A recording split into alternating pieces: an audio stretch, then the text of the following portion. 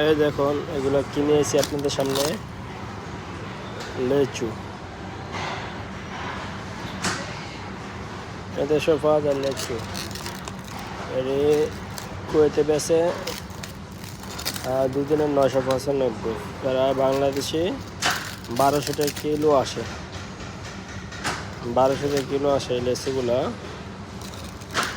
এটা দেখেন কুয়েতে 1 দিনার। এই কিলো লেচু ধরেন কয় টাকা আসে বাংলাদেশি?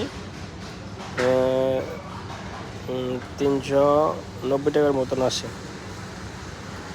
1 দিনার 20 পয়সা, 390 টাকার মতন আসে।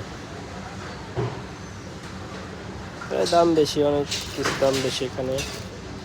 খুবই সুন্দর এটি লেচু। তারপরে এটিও এই যে রামবুতাম, সেম লেচুর মতনই, এটিও একবার সেম লেচু।